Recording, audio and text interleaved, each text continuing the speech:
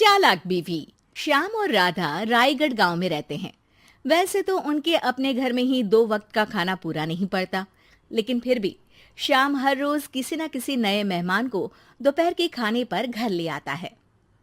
एक दिन राधा कहती है, ये क्या है जी, जब आपको पता है कि हमारे पास अपना पेट भरने तक का खाना पूरा नहीं होता, फिर क्यों रोज किसी न किसी नए मेहमान को घर लेकर आ जाते हो? ऐसे तो जिंदगी जीना मुश्किल हो जाएगा। मेहमानों को खिलाना पुण्य का काम होता है, इससे भगवान खुश होते हैं। तुम क्यों उसके बीच में आकर पाप की भागीदारी बन रही हो? दोबारा मेरे सामने ऐसी बात मत करना, समझी? इसी तरह राधा बहुत बार श्याम को समझाने की कोशिश करती है, पर वो हर बार एक ही बात बोलकर उसे चुप करा देता है। इन्हें समझाना तो बेकार है, मुझे ही कोई ऐसी तरकीब सोचनी होगी जिससे मेहमान अपने आप ही यहां आना बंद कर दे। राधा तरकीब सोचने में लग जाती है और इसी तरह कुछ दिन बीत जाते हैं। एक सुबह श्याम बिना कुछ बताए जल्दी घर से निकल जाता है और राधा अपने काम में लग जाती है। कुछ घंटों बाद श्याम अपने एक दोस्त के साथ घर वापस आता है। सुनो राधा, आज दोपहर के लिए 3 मेहमानों का खाना बनाकर रखना, और याद रखना उनकी खातिर में कोई कमी ना हो। श्याम की बात पर राधा हैरानी से उसकी तरफ देखने लगती है, लेकिन दोस्त के साथ होने की वजह से कुछ बोल नहीं पाती। घर में तो ठीक तरह से 2 लोगों के खाने लायक तक दाल चावल नहीं है, और इन्हें मेहमान बुलाने हैं। बस अपना अपना बोलते हैं, दूसरे की तो कभी सुननी ही नहीं है। क्या करूं मैं? राधा क्या करूं क्या नहीं की उलझन में फंसी ही होती है कि उसके दिमाग में एक तरकीब आती है, जिस पर वो श्याम और उसके दोस्त के घर से बाहर जाते ही रसोई में से सिलबट्टा निकाल कर लाती है। अब मुझे मेरे ये साथी ही इस मुश्किल से बाहर निकालेंगे। राधा सिलबट्टे पर रोली, चावल और हल्दी डालकर उसे मेहमानों के बैठने की जगह पर ले जाकर रख देती है। कुछ ही देर में वो तीनों मेहमान भी घर पहुंच जाते हैं। आइए जी, पधारिए, हमें आपका ही इंतजार था। जी शुक्रिया। श्याम भाई कहाँ हैं? वो ना बस आते ही होंगे, तब तक आप बैठिए ना। जैसे ही वो तीनों अपनी जगह पर बैठते हैं तो सामने पूजा किए सिलबट्टे को रखा देख असमंजस में पड़ जाते हैं। और बहन, ये सिलबट्टे की पूजा कर इसे यहाँ क्यों रखा है? क्या ये आपके यहाँ का कोई रिवाज है? अरे नहीं नहीं, वो तो मेरे पति की मन्नत है, इसलिए पूजा की है। हैं? सिलबट्टे पर कैसी मन्नत? मेरे पति ने मन्नत ली है कि वो अपने मेहमानों को खाना परोसने से पहले इस सिलबट्टे से 3 बार उनके सिर पर मारेंगे। राधा की ये बात सुन तीनों मेहमानों के चेहरों की हवाइयां उड़ जाती है, जिसे देख राधा मन ही मन हंसती हुई उन्हें दिलासा देते हुए कहती है, अरे आप लोग फिक्र मत कीजिए, ज्यादा तेज नहीं मारेंगे, बस 3 बार जरा सी थपकी। और ये सुनते ही तीनों मेहमान डर से कांपते हुए तुरंत अपनी जगह से उठ खड़े होते हैं। अरे अरे, आप सब उठ क्यों गए? मेरे पति बस आते ही होंगे, फिर सब साथ में खाना खाइएगा। अरे जी नहीं, हमें कुछ नहीं खाना। ये कहकर तीनों मेहमान बिना एक पल की और देरी किए घर से बाहर भाग जाते हैं, जिन्हें जाते हुए घर के अंदर आता श्याम देख लेता है। अरे वाह राधा, उन तीनों मेहमानों ने तो बड़ी जल्दी खाना खा लिया। नहीं ना, बिना खाए ही चले गए। अरे वो क्यों? क्योंकि वो खाने से पहले मुझसे ये सिलबट्टा मांग रहे थे, तो मैंने बोल दिया कि मेरी माँ ने दिया है, मैं नहीं दे सकती। बस फिर वैसे ही चले गए। राधा की बात सुन श्याम गुस्से से लाल होकर उस पर चिल्लाने लगता है। तुम पागल हो क्या? मेहमान को नाराज कर दिया। मेहमान जो मांगे उन्हें वो देना हमारा फर्ज है। इतनी सी बात तुम्हें कब समझ में आएगी? मैं अभी उन्हें ये सिलबट्टा देकर वापस घर में ले आता हूं, तुम खाना तैयार रखना। अब श्याम सिलबट्टा उठाए घर से बाहर निकल जाता है और मेहमानों को ढूंढना शुरू कर देता है, जो उसे पास में ही एक पेड़ के नीचे बैठे दिखते हैं। श्याम उनके पास पहुंचने ही वाला होता है कि वो उसे सिलबट्टे के साथ आता देख दोबारा भागना शुरू कर देते हैं, जिस पर श्याम भी उनके पीछे भागने लगता है। अरे रुको, मैं आप लोगों को ये देना चाहता हूं। अरे आप लोग रुको तो सही। अरे भाई, ये तो हाथ धोकर पीछे पड़ गया है। अरे जुबान कम और पैर तेज चलाओ। वो तीनों पिटाई के डर से और ज्यादा तेज भागने लगते हैं। इसी तरह तीनों मेहमान आगे आगे और श्याम सिलबट्टे के साथ उनके पीछे पीछे पूरे गांव में घूमते हैं, जिससे धीरे धीरे गांव में ये खबर फैल जाती है कि श्याम दयालु और उदार इंसान तो है, लेकिन अब से वो किसी की भी मेहमान नवाजी से पहले सिलबट्टे से 3 बार उसके सिर पर मारेगा, जिसके प्रभाव से अब लोग उसके घर खाने पर आना बंद कर देते हैं। मैं तो उन्हें सिलबट्टा देने जा रहा था और लोगों को लगा कि मैं मार रहा हूं। कितना बड़ा बेवकूफ हूं। अब मेरी ही वजह से कोई यहां खाने पर आने के लिए तैयार नहीं है। इस तरह राधा अपनी होशियारी और सिलबट्टे की मदद से श्याम के मेहमानों वाली आदत से छुटकारा भी पा लेती है और घर की शांति भी भंग नहीं होती। जरूरी नहीं कि हर जंग हथियार से ही लड़ी जाए।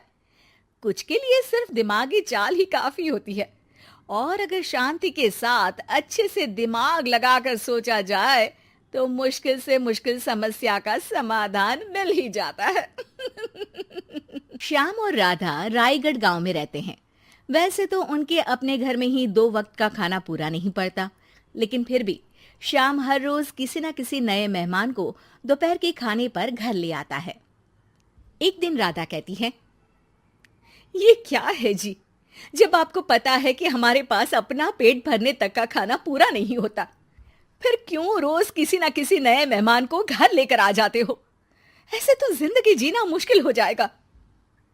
मेहमानों को खिलाना पुण्य का काम होता है, इससे भगवान खुश होते हैं। तुम क्यों उसके बीच में आकर पाप की भागीदारी बन रही हो? दोबारा मेरे सामने ऐसी बात मत करना, समझी? इसी तरह राधा बहुत बार श्याम को समझाने की कोशिश करती है, पर वो हर बार एक ही बात बोलकर उसे चुप करा देता है। इन्हें समझाना तो बेकार है।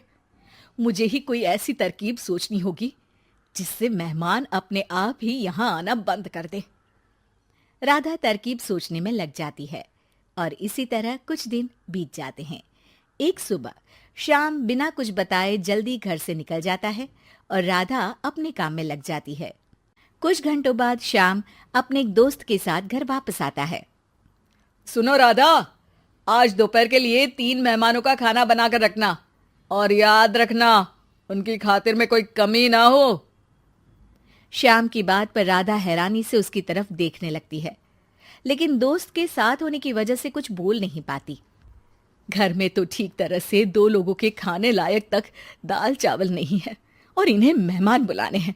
बस अपना अपना बोलते हैं, दूसरे की तो कभी सुननी ही नहीं है। क्या करूं मैं?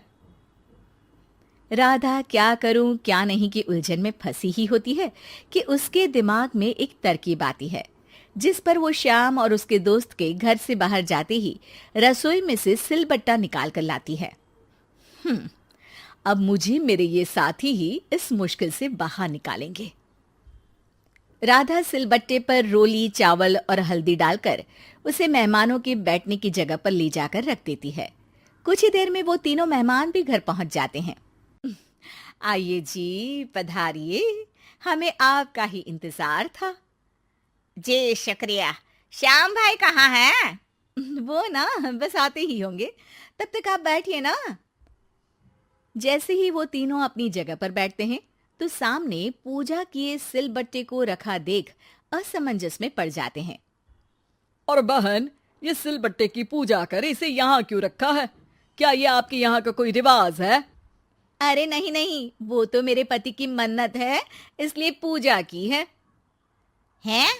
सिलबट्टे पर कैसी मन्नत? मेरे पति ने मन्नत ली है कि वो अपने मेहमानों को खाना परोसने से पहले इस सिलबट्टे से 3 बार उनके सिर पर मारेंगे। राधा की ये बात सुन तीनों मेहमानों के चेहरों की हवाइयां उड़ जाती है, जिसे देख राधा मन ही मन हंसती हुई उन्हें दिलासा देते हुए कहती है, अरे आप लोग फिक्र मत कीजिए, ज्यादा तेज नहीं मारेंगे, बस 3 बार जरा सी थपकी। और ये सुनते ही तीनों मेहमान डर से कांपते हुए तुरंत अपनी जगह से उठ खड़े होते हैं। अरे अरे, आप सब उठ क्यों गए? मेरे पति बस आते ही होंगे, फिर सब साथ में खाना खाइएगा। अरे जी नहीं, हमें कुछ नहीं खाना। ये कहकर तीनों मेहमान बिना एक पल की और देरी किए घर से बाहर भाग जाते हैं। जिन्हें जाते हुए घर के अंदर आता श्याम देख लेता है। अरे वाह राधा, उन तीनों मेहमानों ने तो बड़ी जल्दी खाना खा लिया। नहीं ना, बिना खाए ही चले गए। अरे वो क्यों? क्योंकि वो खाने से पहले मुझसे ये सिलबट्टा मांग रहे थे, तो मैंने बोल दिया कि मेरी माँ ने दिया है, मैं नहीं दे सकती। बस फिर वैसे ही चले गए। राधा की बात सुन श्याम गुस्से से लाल होकर उस पर चिल्लाने लगता है। तुम पागल हो क्या? मेहमान को नाराज कर दिया। मेहमान जो मांगे उन्हें वो देना हमारा फर्ज है। इतनी सी बात तुम्हें कब समझ में आएगी? मैं अभी उन्हें ये सिलबट्टा देकर वापस घर में ले आता हूं। तुम खाना तैयार रखना। अब श्याम सिलबट्टा उठाए घर से बाहर निकल जाता है और मेहमानों को ढूंढना शुरू कर देता है, जो उसे पास में ही एक पेड़ के नीचे बैठे दिखते हैं। श्याम उनके पास पहुंचने ही वाला होता है कि वो उसे सिलबट्टे के साथ आता देख दोबारा भागना शुरू कर देते हैं, जिस पर श्याम भी उनके पीछे भागने लगता है। अरे रुको, मैं आप लोगों को ये देना चाहता हूं। अरे आप लोग रुको तो सही। अरे भाई, ये तो हाथ धोकर पीछे पड़ गया है। अरे जुबान कम और पैर तेज चलाओ। वो तीनों पिटाई के डर से और ज्यादा तेज भागने लगते हैं। इसी तरह तीनों मेहमान आगे आगे और श्याम सिलबट्टे के साथ उनके पीछे पीछे पूरे गांव में घूमते हैं, जिससे धीरे धीरे गांव में ये खबर फैल जाती है कि श्याम दयालु और उदार इंसान तो है, लेकिन अब से वो किसी की भी मेहमान नवाजी से पहले सिलबट्टे से 3 बार उसके सिर पर मारेगा, जिसके प्रभाव से अब लोग उसके घर खाने पर आना बंद कर देते हैं। मैं तो उन्हें सिलबट्टा देने जा रहा था और लोगों को लगा कि मैं मार रहा हूं। कितना बड़ा बेवकूफ हूं। अब मेरी ही वजह से कोई यहां खाने पर आने के लिए तैयार नहीं है। इस तरह राधा अपनी होशियारी और सिलबट्टे की मदद से श्याम के मेहमानों वाली आदत से छुटकारा भी पा लेती है और घर की शांति भी भंग नहीं होती। जरूरी नहीं कि हर जंग हथियार से ही लड़ी जाए। कुछ के लिए सिर्फ दिमागी चाल ही काफी होती है, और अगर शांति के साथ अच्छे से दिमाग लगाकर सोचा जाए तो मुश्किल से मुश्किल समस्या का समाधान मिल ही जाता है।